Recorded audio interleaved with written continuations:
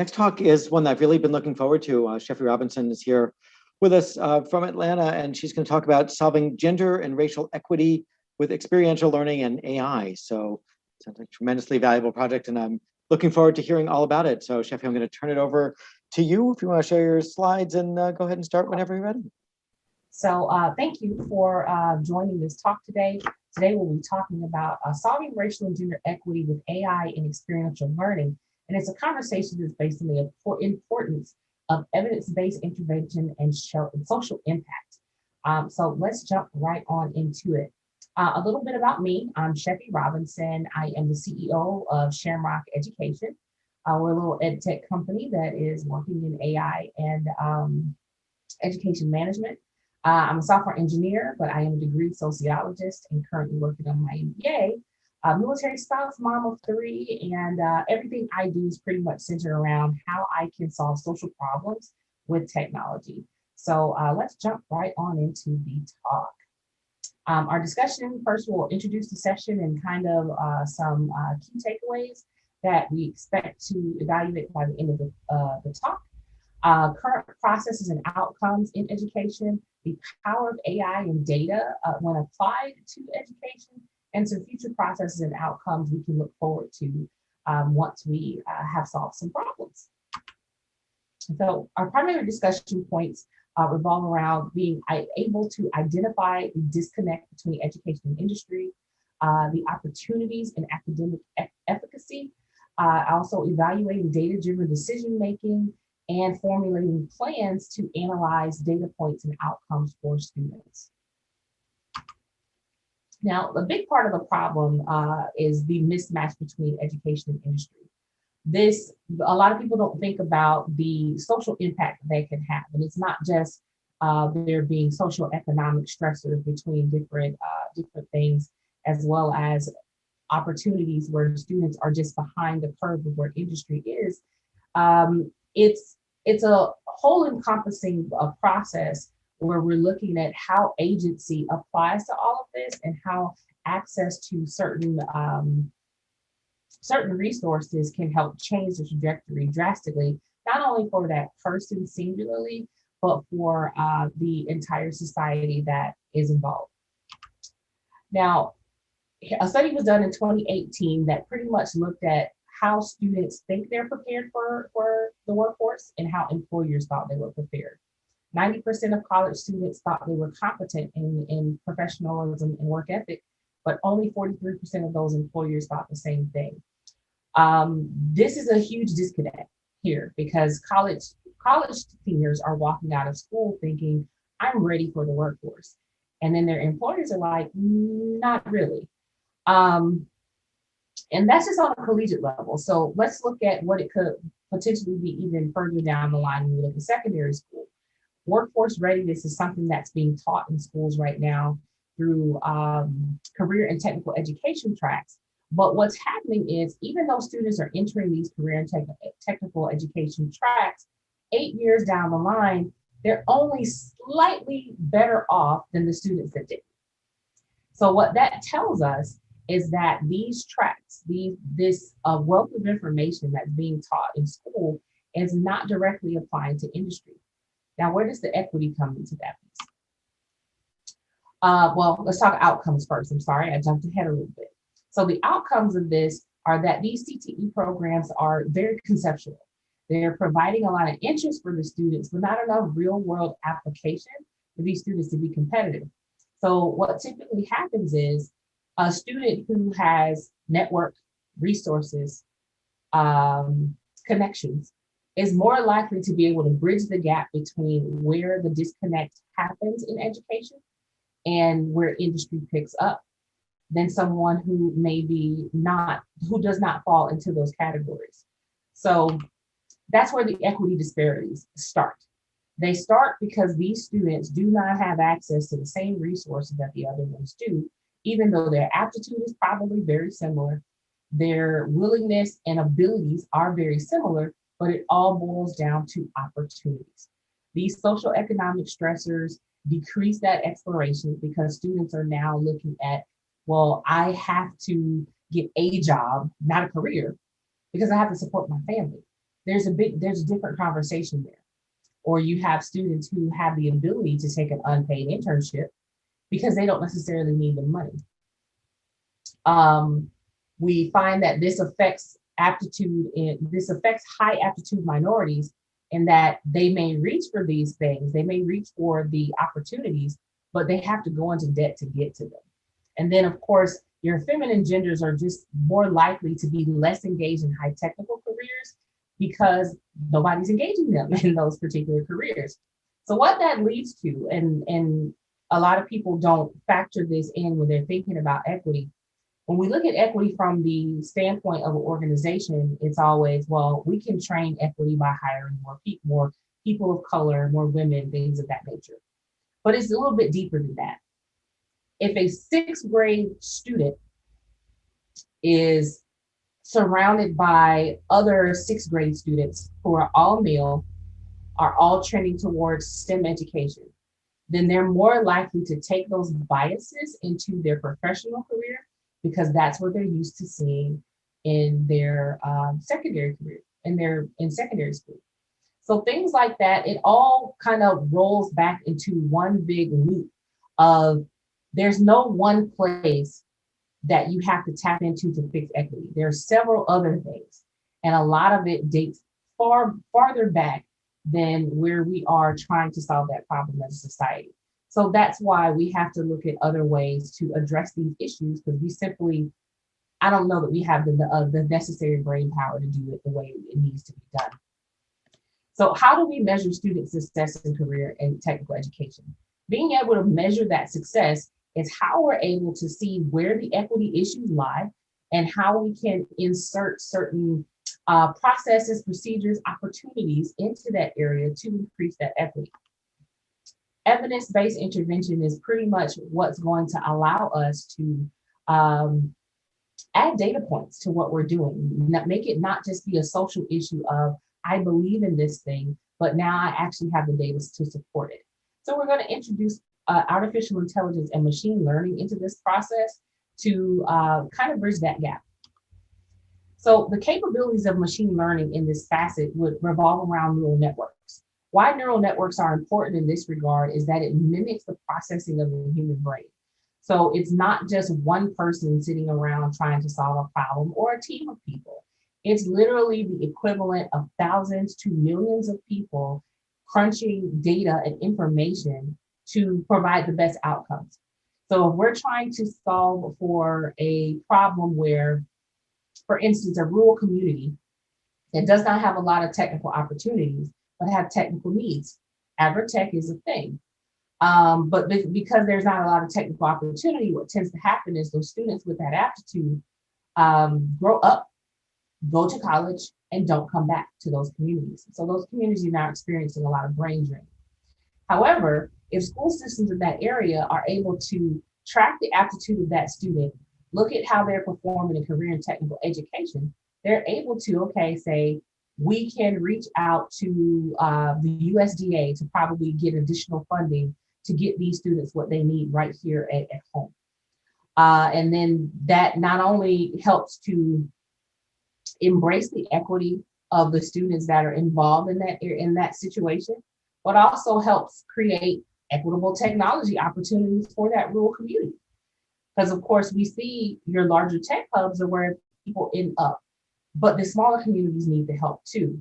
So it's not just not just one dot that is suddenly there's a solution. There's multiple pieces of things being affected here. When we look, again, we're looking at neural networks, this can assist in forecasting and subject matter research.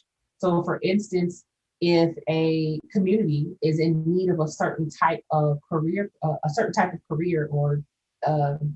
talent, they can look at what's coming out of the schools, what talent is necessary, and then compile what information they need to make sure those students are supported.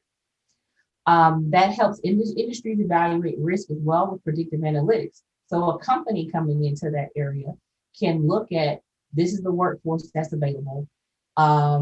We have a diverse and inclusive environment within this data set that's provided.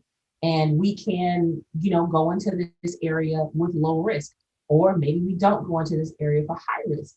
So there's a lot of opportunities here, but since this data isn't being sufficiently tracked, it's kind of hard for an industry to come in and say, well, this is the talent that's coming within the next couple of years out of high school, and this is how we're going to interact. A lot of that stuff right now is based on college, but not everybody goes to college. Not everybody wants to. And at the end of the day, there are certain trades that we're losing because these people don't go to college, but they're also not taking up trades. And it's a lot of that revolves around trades not being pushed as much as college. When you add in socioeconomic stressors to that process, again, we talk about the debt that students go into to follow these paths, that a lot of times they don't even finish college because that wasn't the way they should have went anyway. But there are other industries that they could have been very successful in had some information been applied to them and resources been provided. With that neural network too, with the compilation of data that allows you to create longitudinal processes so that we can look maybe 5 years back on where students were doing, and then be able to speculate 5 years ahead where those same students will be. This is very pivotal from secondary school, transitioning from like a middle school to a high school, and then high school to college or their potential career. Overall, this is just a great way to look at data in a way that's not just numbers, but it's actual stories. What impact can we have if we do this thing that the data is telling us to do based on the machine learning? This leads us to research. Every year, researchers conduct multiple millions of studies across the world on how education is impacting certain areas, certain facets, certain demographics. But still, if we're not looking at the gap between education and industry, that also exacerbates the gap in equity for racial and gender, we're still missing out on some valuable data here. Using census data is not enough. Using college acceptance letters and graduation rates, GPAs, it's not enough. A GPA and a high school graduation isn't what comprises an entire student. There's a whole lot more that goes to that. And if we're not looking at all facets of that student experience, we do them a disservice in trying to solve a problem when we only have half the information. So what are the outcomes of addressing career and technical education issues in secondary education? This can decrease time for workforce readiness. One, and these are potential statistics, these aren't real numbers here. Again, the process of equity and inclusion is exacerbated by lack of resources and lack of opportunity. So if we're able to decrease the time of workforce readiness, this now not only prepares these students who may have had access to resources, or they're come from an affluent neighborhood or affluent household, but the students who may not have that still have the same opportunities. There just has to be some point where money isn't the only driver for success. Well, money shouldn't be the only thing responsible for success, I'll say that. So being able to track how students are performing in career and technical education allows a school to then insert themselves as an advocate for that student and help them get to their career faster. So a student who may come out of college, 4-year degree, but if they have had the foundation of, totally just lost my train of thought. If they have the foundation of being able to explore that career before they get to having to actually do the career, not just concepts, but actually exploring a day in the life of that work, and that's where the experiential learning comes in, they can now graduate college and have actual job experience. There are millions upon millions of students across the world who graduate college with master's degrees and cannot get jobs because they have literally spent their entire time in school. and the internships they had weren't sufficient enough to bring them to the level of an entry level worker for their industry. Again, this tremendously, and that's for affluent folks as well. So this tremendously impacts those who are outside of the majority in race and gender. Once this student now, of course, is a little bit more prepared because their career technical education program has prepared them more, they have increased professionalism and work ethic. This goes into being able to enter into an entry level position because you have significant, well, maybe not significant, but you have some actual job experience behind you via your experiential learning. Again, these are potential statistics, not real numbers. College level competencies get students part of the way. There's still a gigantic gap that has to be addressed. And being able to address that gap across education is what's going to make career development more equitable, economic development more equitable, as well as workforce development. With all these processes in place, you can use these data analytics to now respond to the needs of the industry. If the school doesn't actually know where they fall in line with the industry, how can they give the industry what they need? Of course, in some areas you have where an industry will come in and say, okay, we'll pump money into this school to design a career technical program specifically for our school, specifically for our industry. However, what's typically happening in that is you're having instructors who do not have any real world experience in that particular career, so they're teaching concepts. That is, even though this industry has come into the school and paid for this, there's not a whole lot of visibility into the impact and the ability of these students. Yes, there's tests that they take and other checkpoints along the way, but has the student actually had any opportunity to get their hands dirty with that particular industry? It goes back to something I heard a colleague of mine say. We were talking about schools having high graduation rates. And the number one problem we saw in having high graduation rates was the quality of the student. You can have 100% graduation rate and everybody can have a 4.0 GPA, but what do they actually know? Is it applicable to their industry or just applicable to check the box to say that they graduated high school? So the data analytics of all this information gathered can help schools prove their impact, not just based on college entrance and scholarships and things of that nature, but actual quantitative and qualitative data, so the schools can now see we are probably not as good as we think we are. And this is how we get better. So using data analytics to enhance CTE successes increases racial and gender equity opportunities and access to resources. Schools can't know what they need if they don't know what they have. I'll give a story about that. This is personal, actually. My son, he's 17. He aspires to be a mechanical engineer. And he needed calculus class to go to the next level because he was done with all of the math that the school had to offer. And the school was like, oh no, we'll just put him in a college algebra class at the community college. And as a parent, I said, no, that's not right. He's going into engineering. He needs calculus as a foundation. Why do I know that? I am that telltale story who went into college without that foundation.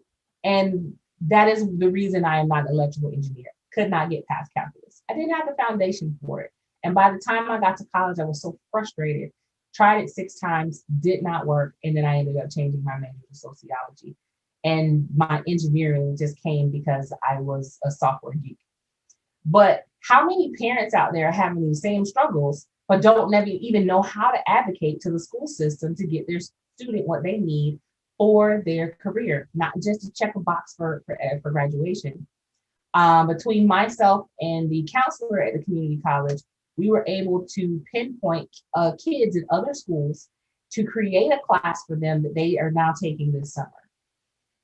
How many other kids are experiencing the same issues But because they don't even know that this is a problem, they don't ask the questions. And a lot of times this is why racial and gender equity is such a problem. It isn't always a systematic system that is designed to actively hold something back. It's literally because a lot of people don't know. They don't know what they don't know. They don't know what questions they should ask. And then it also goes back to the issue of, if you see something a certain way your entire life, as you grow up, you're expecting it to be that same way.